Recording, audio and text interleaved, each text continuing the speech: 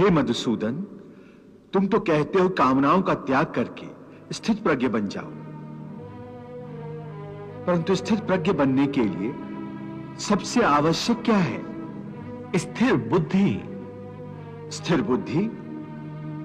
परंतु मनुष्य अपनी बुद्धि को स्थिर कैसे रख सकता है? आशा और निराशा दोनों से मुक्त होकर ही बुद्धि को स्थिर किया जा सकता है। बुद्धि स्थिर होगी तो इंद्रियों के विषयों का बल टूट जाएगा।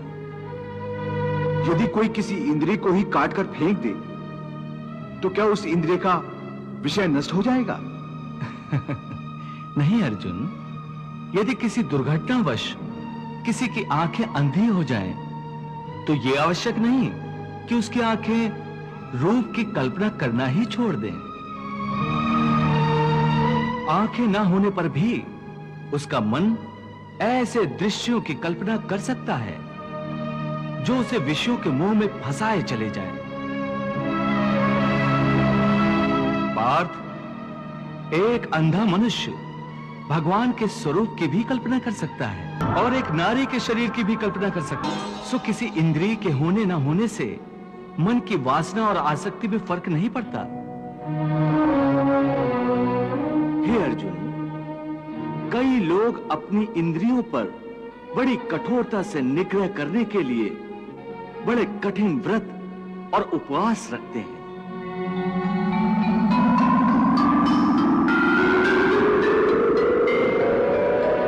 कई दिनों तक खाना पीना छोड़ देते हैं। फिर भी यदि उनका मन भांत भांत के स्वादिष्ट भोजनों की वासना में ही अटका रहे तो हठ के द्वारा किए हुए इस व्रत उपवास का क्या लाभ है? ऐसे लोग हठ के द्वारा अपनी इंद्रियों को सुखाकर निर्बल तो कर देते हैं,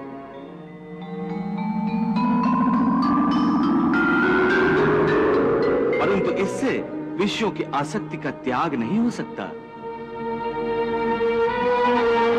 याद रखो, विषयों से अधिक खतरनाक है विषयों की आसक्ति, और विषयों की आसक्ति का त्याग केवल इंद्रियों के निग्रह से नहीं हो सकता। आसक्ति का त्याग केवल मन के निग्रह से होता है।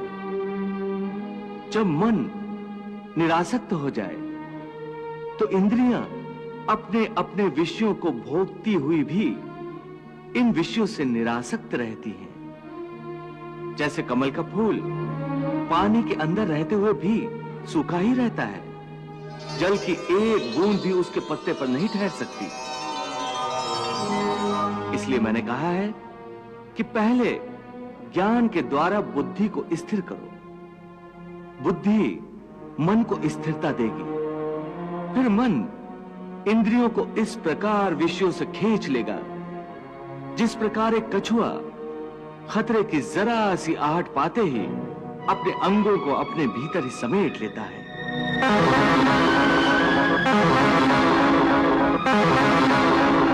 हे पार्थ, यदा संघर्ते चायम कूर्मो अंगानीव सर्वशः इंद्रियाणि इंद्रियार्थेभ्यस् तस्य प्रज्ञा प्रतिष्ठिता। हे अर्जुन, जो भोग विलास का भक्त होता है वो परमात्मा का भक्त कैसे हो सकता है? ऐसे मनुष्य जो बाहर से भक्ति का प्रदर्शन करते हैं परंतु मन से विषयों के चिंतन और उनकी आसक्ति में लीन रहते हैं, वो भक्ति का केवल ढोंग करते हैं। वो योगी नहीं, ढोंगी होते हैं। इन्हें मिथ्याचारी कहते हैं। विषया विनिवर्तन्ते निराहारस्य देहिनः रसवर्जम रसोप्यस्य परम दृष्ट्वा निवर्तते। कर्मेन्द्रियाणि संयम्य य आस्ते मनसा स्मरन् इंद्रियार्थान विभूढ़ात्मा मिथ्याचारः स उच्यते। पार्थ, स्थित प्रज्ञ मनुष्य की बुद्धि स्थिर रहती है, अपने मन पर उसका नियंत्रण रहता है। स्थित प्रज्ञ को भोग और उपभोगों में रस आसक्ति नहीं होती। वो शुभ अशुभ वस्तुओं की प्राप्ति होने के बाद भी न प्रसन्न होते हैं और न दुखी होते हैं। पार्थ, ऐसे महापुरुषों को पूर्ण विश्वास होता है कि ईश्वर सदा सर्वदा उनके साथ है, इसलिए वो किसी भी परिस्थिति में विचलित नहीं होते।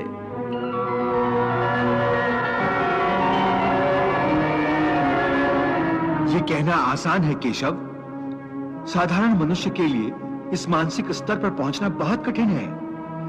इसके लिए सांसारिक मनुष्यों को किसी दैवीय सहायता की आवश्यकता होगी। तुमने ठीक कहा अर्जुन। भगवत कृपा के बिना कोई भी कार्य सिद्ध नहीं हो सकता।